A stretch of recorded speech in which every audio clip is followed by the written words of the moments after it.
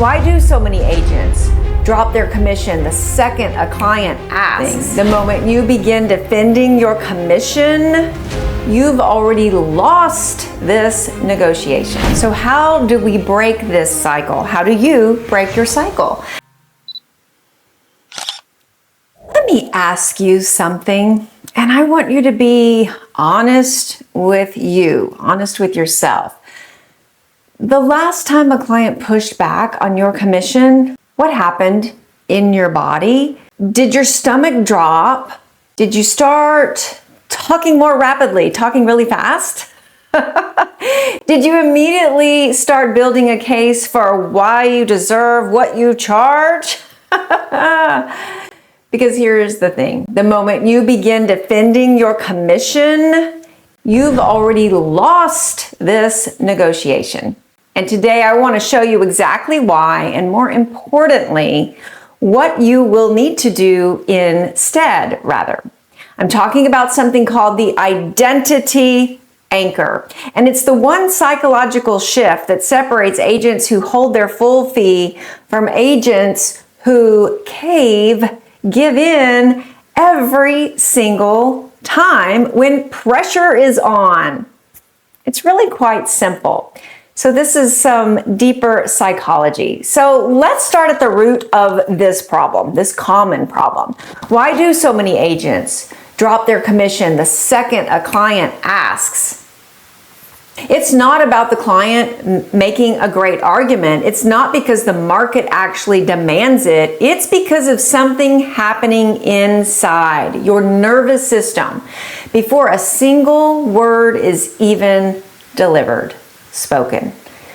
When someone challenges your fee, especially someone you've been trying to win over, your brain registers it as threat, retaliation. And what does the brain do with a threat? It's going to go into survival mode. Fight, flight, or freeze. So for most agents, fight looks like launching into that list of justifications, and flee looks like immediately offering the discount just to release the tension, and freeze looks like going quiet and hoping the client is going to fill the silence themselves. None of these are negotiation. These are not negotiating. Those are panic responses dressed up in professional clothing. Here's the kicker. The moment you react to a discount request, you've just handed over your control of this conversation. You've signaled that your fee is flexible, that it was always a negotiable item, unless you decide otherwise, that you don't actually believe in it to begin with. So how do we break this cycle? How do you break your cycle? That's where the identity anchor will come in. I want you to think about the difference between two types of professionals. First one has a price, and that price floats based on the market conditions, what the client is willing to pay, how bad we need that deal, that listing, how much they like the person sitting across from them. The price is external. It's depending on what's happening in the environment around. Now, the second professional has a standard. Their fee is an expression of who they are and the quality of work that they know that they deliver. Not a number that they arrived at by checking what everyone else is charging. That standard doesn't change because a client is pushing back a little, asking if the client or if the agent is negotiable. It doesn't change because interest rates shifted. It doesn't change because someone down the street is willing to do it for less. The other agents said they would. That second professional has an identity anchor. And here's why this is so powerful in the negotiation. When your fee is attached to your identity, to your non-negotiables, that internal standard stops being something you can be argued out of, something you can be pushed or persuaded or influenced out of. You're no longer defending a number, you're simply being you. And you can't be negotiated out of being yourself. The fluctuating market rate is a moving target. Your identity is not a moving target. Know who you are, know what you deliver, know what you stand for, and that distinction changes everything about how you show up at the table. So practically speaking, how does this work, Kari? Because you can believe all of this in theory, and if you're still sweating when objection and confrontation or the question hits, the theory does not help you, does it? See, here's the thing I want you to do. The next time someone questions your commission, instead of responding immediately, I want you to pause. Not a polite pause, a deliberate, calm, unhurried pause. Let that silence hit. Let their request just hang there in the air for a moment. Here's what most people don't realize. Silence is not awkward for the person who is comfortable with themselves. It's only awkward for the person who feels they need to fill the conversation, fill the room, fill the air. When you pause without panic, you're communicating something without speaking. You're communicating that what they just said does not rattle, fluster you. You expected the question, and you should expect the question. You've been here before. You're not hurried.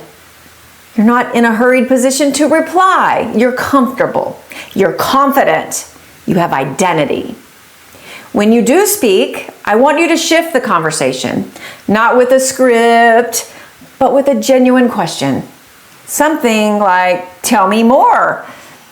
I'm curious, help me understand what's driving that request for you.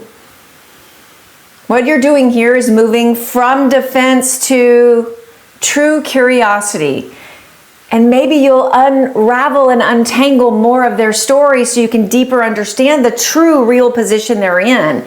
You've got to get to that ground though. You're not conceding, you're not justifying, you're gathering feedback, gathering information, like someone who is completely at ease because you are. Now let's talk about how your body and your voice play into this. This is not where this is exactly where most people are going to miss this. So when we're nervous, like I just did, I sped up, right? Our sentences run together. We start over explaining. The pitch of our voice rises slightly. None of this is conscious. It's just what we do when we have anxiety or nervousness, right? You know this. The antidote is simpler than you think. Slow down. Take a deep breath. Literally slow down. Speak at half the pace that you naturally want to speak. Lower your voice slightly. Let your sentences have space between them. This does two things. First, it regulates your own nervous system.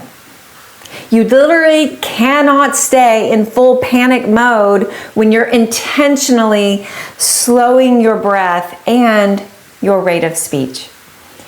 Second, it signals to the person across from you that you are not rattled, frenzied, hurried, that their objection is not an emergency. And when it comes to tethering your fee to your results, this is where your identity anchor shows up in your language.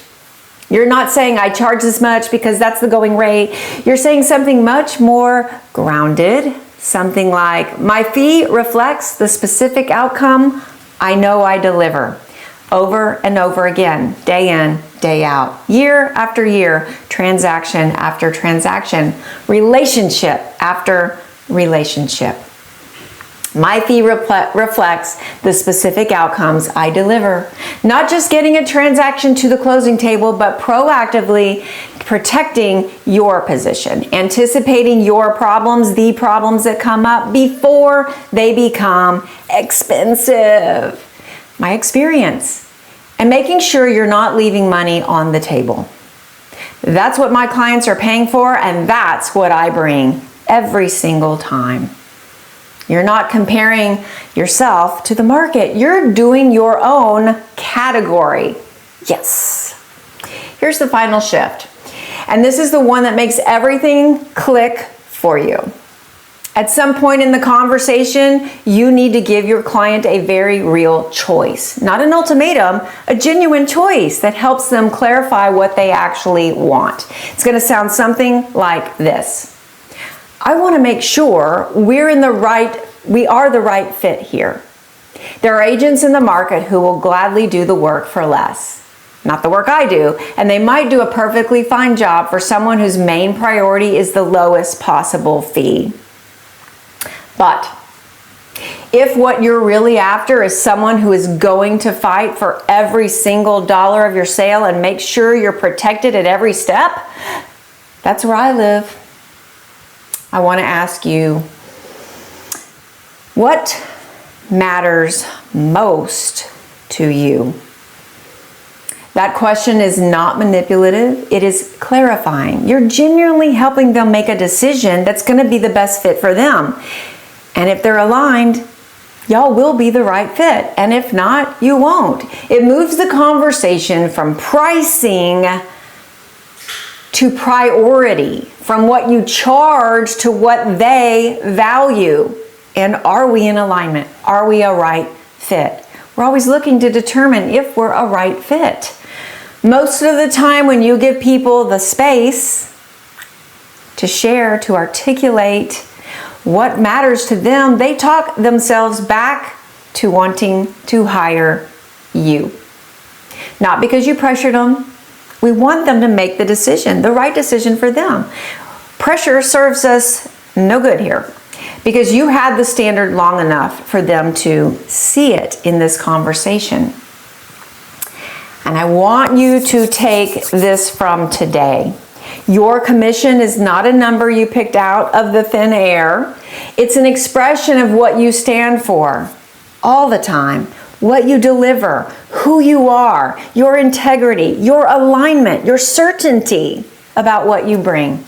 The moment you treat it that way, consistently, calmly, and without apology, you stop having to defend it. Because immovable things don't need defending. If this resonated with you, I want to hear about it.